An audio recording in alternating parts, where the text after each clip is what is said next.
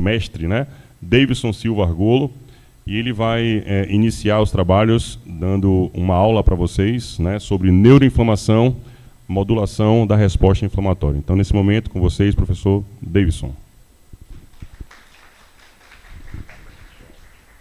Bom dia, pessoal.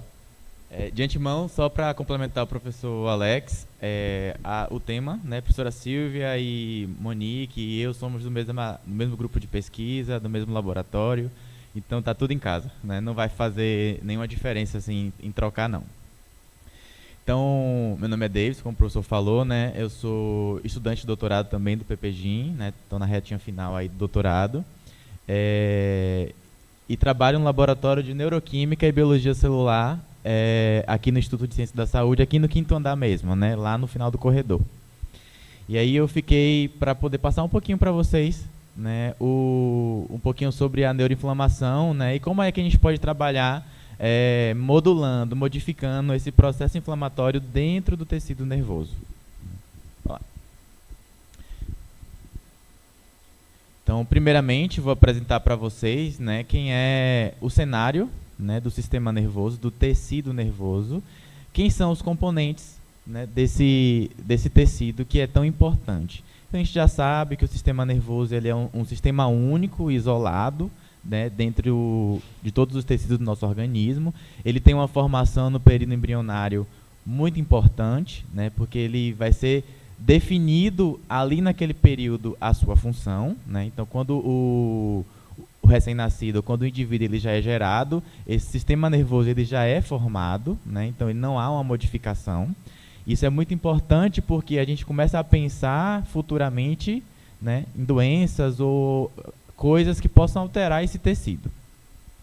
Então, primeiramente, o tecido nervoso ele é conhecido pela célula master, célula principal, que é o neurônio, né? Todo mundo conhece o neurônio, é aquela célula que é responsável por transmitir a informação por todo o organismo, né, através de impulsos elétricos ou neurotransmissores.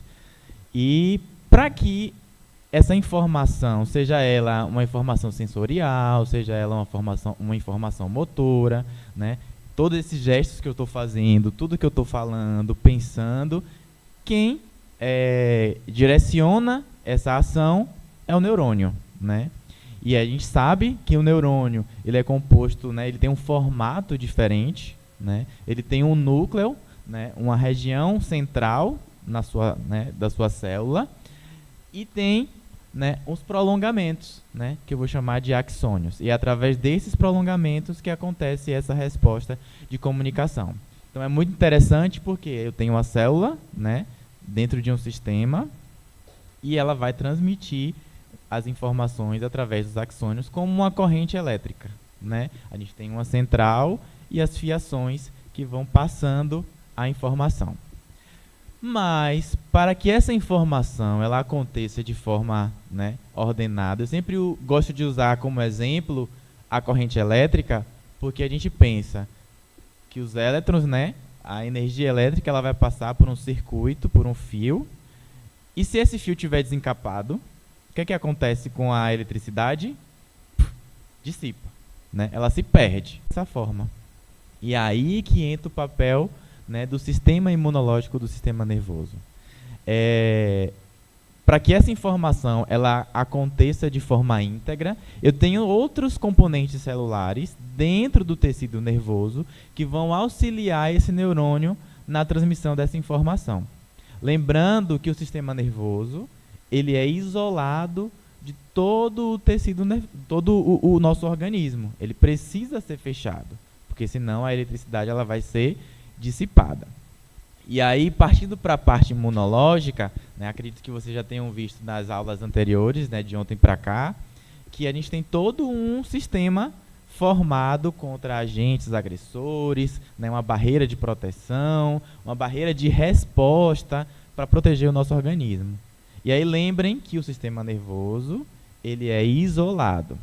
Então, para que, né, esse sistema imunológico ele abarque o sistema nervoso, esses outros componentes celulares vão começar a exercer função, né, dentro do tecido nervoso. E quem são esses componentes celulares? nós vamos chamar de células da glia. Basicamente, vai ser representada pelo astrócito e pela microglia, né? Lembra do macrófago periférico que está ali pronto para responder a um agente agressor? Então, a gente costuma dizer que no sistema nervoso a gente não tem macrófago. A gente tem um macrófago específico do sistema nervoso, que é a microglia, né? Então, a microglia é uma célula especializada, que é também formada no período embrionário, e que a gente chama ela de célula imune do tecido nervoso. Então, todas aquelas funções, mais algumas, exercidas pelo macrófago e pelo monócito periférico, no sistema nervoso, quem vai fazer essa função é a microglia. E aí, como o sistema nervoso ele é isolado, o neurônio ele precisa de fonte de energia, ele precisa de proteína, ele precisa de nutrientes para produzir, né, os neurotransmissores e transmitir a informação. Quem é que vai dar esse suporte para o neurônio? É a célula da glia, que a gente chama de astrócito.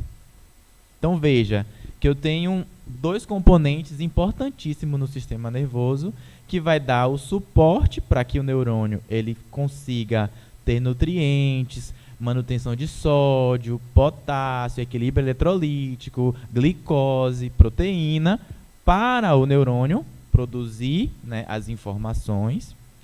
E por outro lado, a gente tem uma célula ali protetora. A gente chama ela de célula de vigia. Ela fica mais ou menos ali no sistema nervoso como justamente um guarda, né? Vendo o que é que vai entrar de diferente na corrente elétrica no sistema nervoso para poder impedir. E aí ela vai exercer a mesma função do macrófago. Ela vai poder fagocitar e eliminar um agente agressor ou um agente perturbador do sistema nervoso. Ela vai poder expressar citocinas, quimiocinas, né, interleucinas, assim como o macrófago, né, o monócito periférico. Mas no sistema nervoso, quem vai fazer isso é a microglia. Além disso, a gente tem uma outra célula bem importante, né, que são os oligodendrócitos, né? Eu gosto muito dessa figura porque ela começa a representar bem, né, como isso está estruturado dentro do tecido nervoso. Então veja, eu tenho o neurônio, né? Eu tenho a célula da microglia, ó, espalhadinha, fazendo, né, a ronda dentro do sistema nervoso para ver se tem alguma coisa certa ou errada. E eu tenho os astrócitos. Vejam que os astrócitos ele está se comunicando, ó, se vocês observarem, eles começam a se comunicar com os vasos sanguíneos, porque é ele quem vai captar dos vasos sanguíneos os nutrientes necessários e vai levar para o neurônio. Lembram que a gente tem uma barreira que isola, né? É uma barreira de célula endotelial, né, que a gente chama de barreira hematocefálica, né, ou meninge, e são feitas de células endoteliais. E esse astrócito também vai se comunicar. Ou seja, então o astrócito é o mensageiro entre os neurônios e as outras funções, né? Astrócito e microglia vão estar sempre se comunicando para quê? Para proteger o neurônio.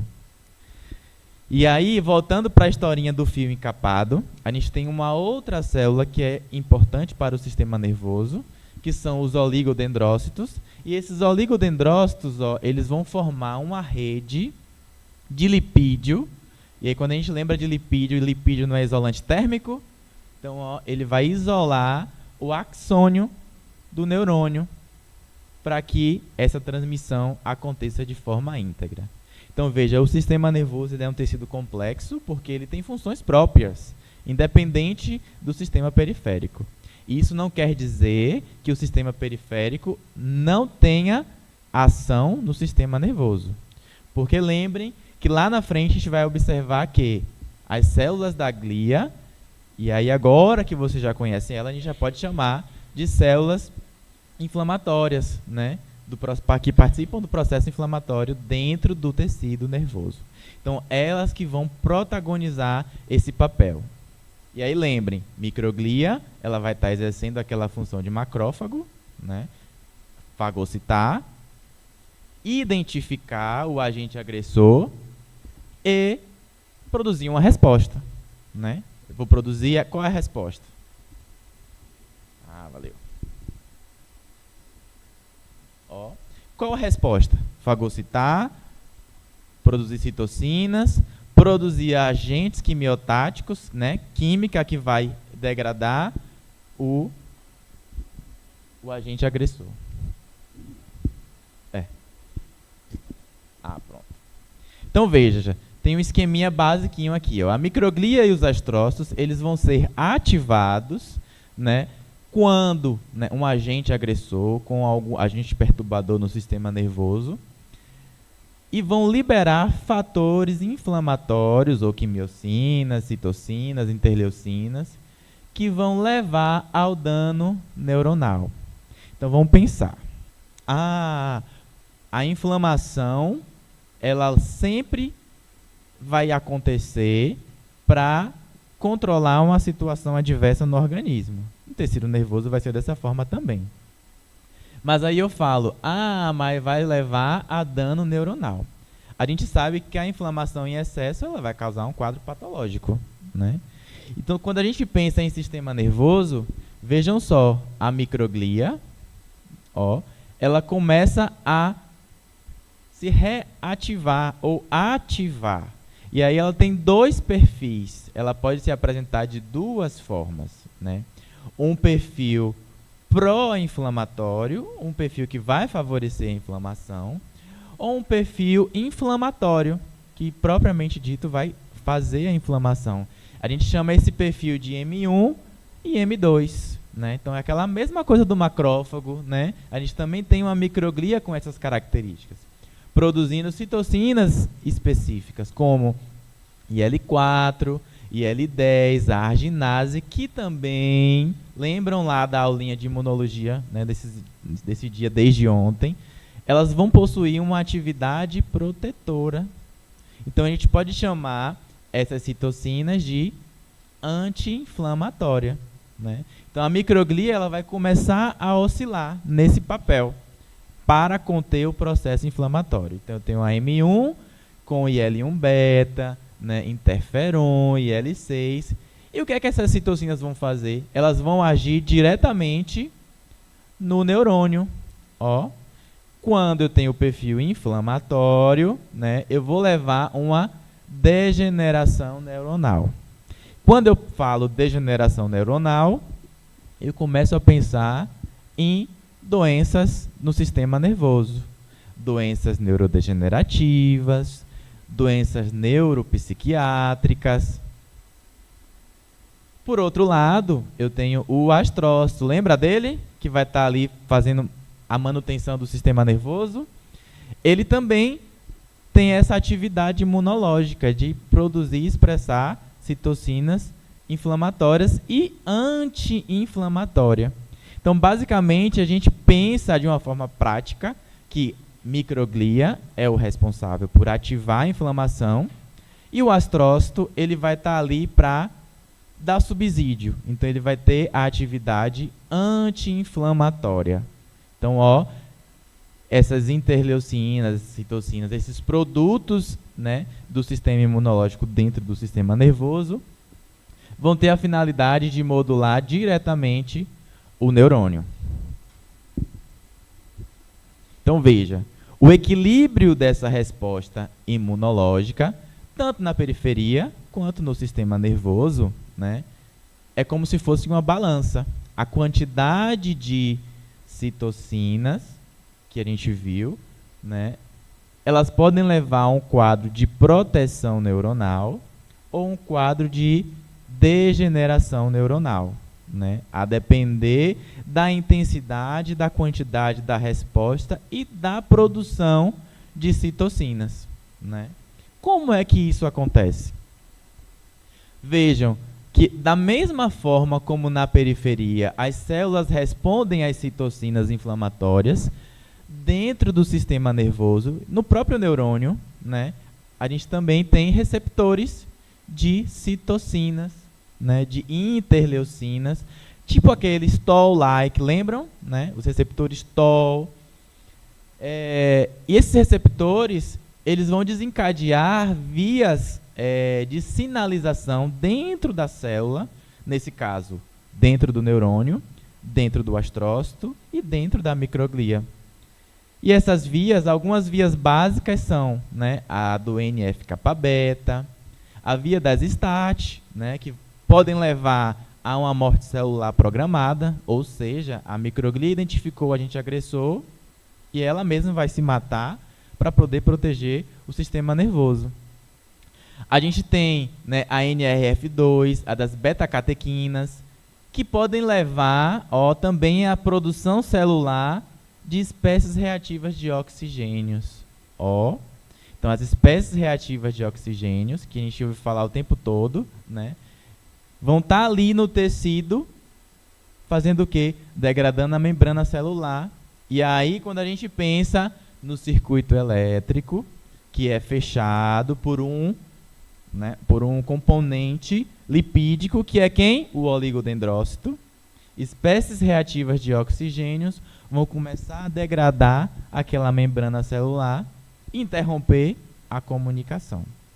E aí a gente começa a pensar novamente nos processos patológicos. Então veja, eu vou ter citocinas inflamatórias se ligando a receptores celulares com resposta intracelular, né, levando a um processo inflamatório e que vai levar a um dano à resposta neuronal, que é semelhante ao circuito elétrico.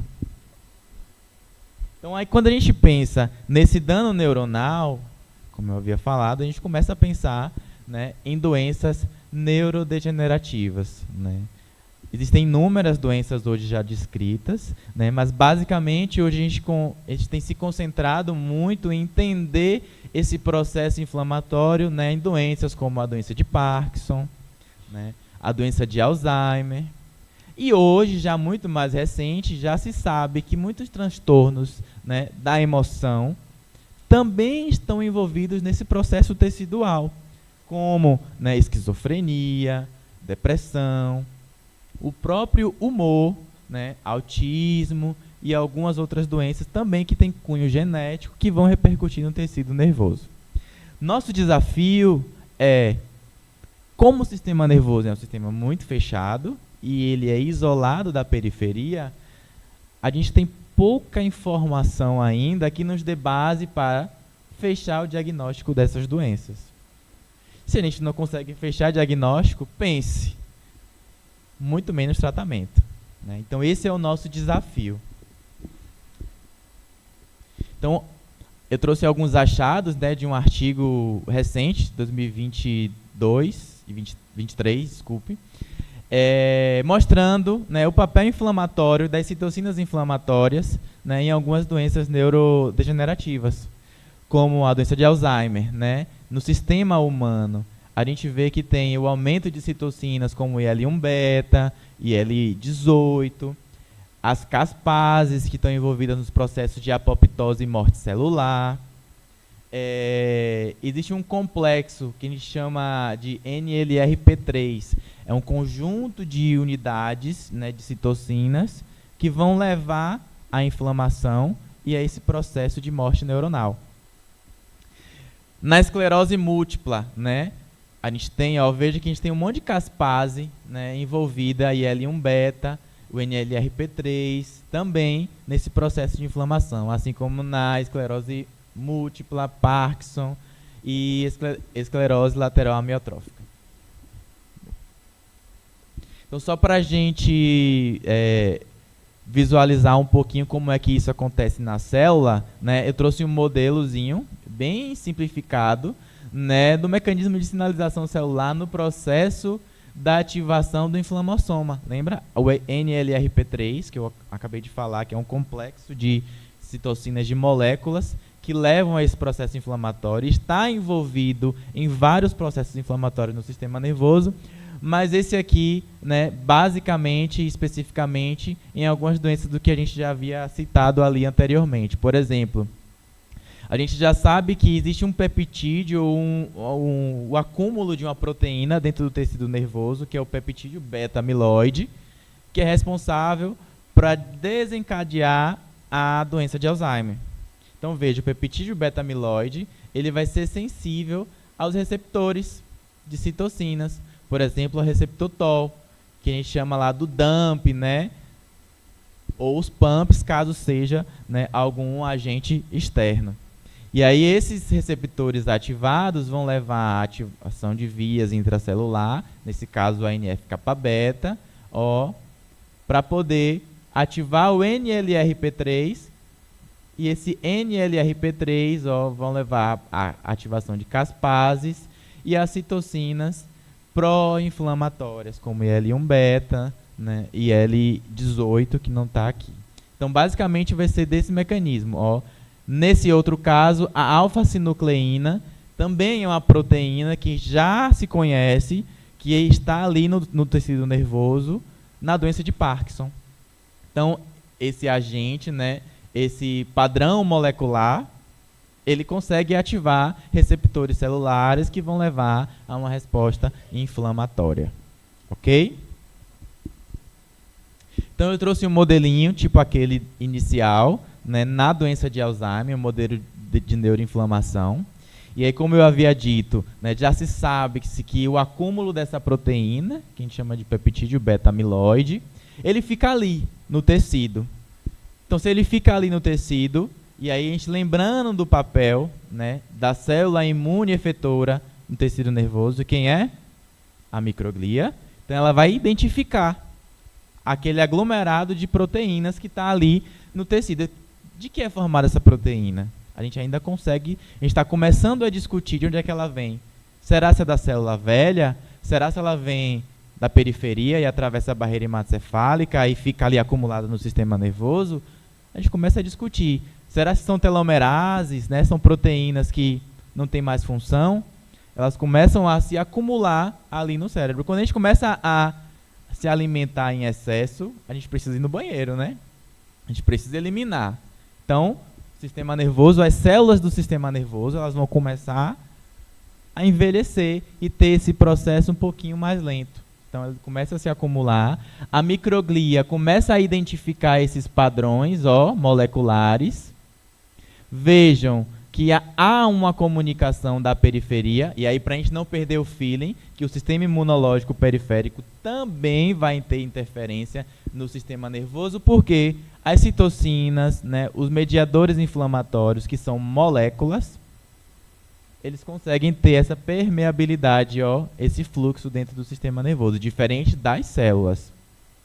Então, se eu tenho neutrófilo na periferia, no sangue, apresentando antígeno, né, levando a informação para o monócito, para o macrófago, essa informação também vai chegar no sistema nervoso. Então veja como está tudo muito conectado. Está separado, mas está conectado. A microglia identifica e começa a liberar os mediadores inflamatórios. Esses mediadores inflamatórios, eles vão agir diretamente na resposta intracelular, seja ela para fagocitar e eliminar esse agente agressor, ou astrócito. A gente está precisando trabalhar melhor, fazer com que o astrócito capte mais nutrientes e dê uma função melhor para o neurônio.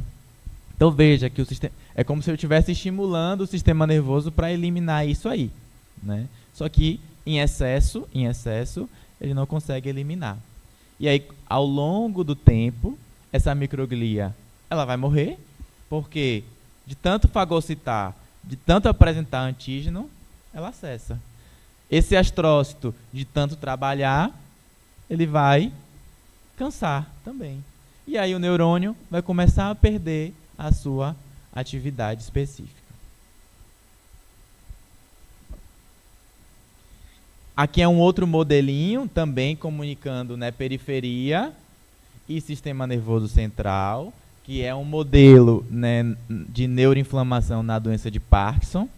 Então vejam, só relembrando, né, os padrões moleculares associados ao patógeno, ao dano, ao tecido, eles vão conseguir ativar receptores de membrana, receptores intracelular dentro da célula, que vão produzir uma resposta nos linfócitos, nas células apresentadoras de antígeno, e produzir citocinas inflamatórias.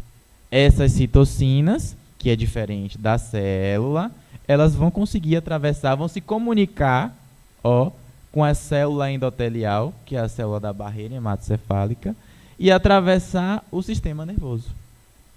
Chega no sistema nervoso, quem é que está ali vigiando? Microglia. Microglia recebe essa informação pelos receptores, aqueles mesmos receptores que a gente tem no monócito periférico, eu vou ter na microglia dentro do tecido nervoso. Microglia, ela vai prontamente desencadear uma resposta para conter essa situação.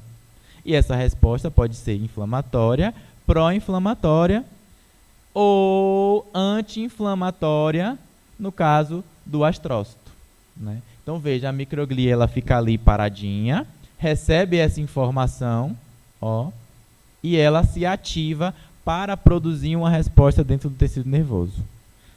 Libera espécies reativas de oxigênio que começa a degradar a membrana ali do axônio e aí levar a um processo de neurodegeneração que a gente conhece como doença de Parkinson, certo? Dentro desses, né, mecanismos que a gente falou um pouquinho, né, a gente também tem vários outros modelos de estudos e linhas de entendimento de como acontece esse processo de neurodegeneração.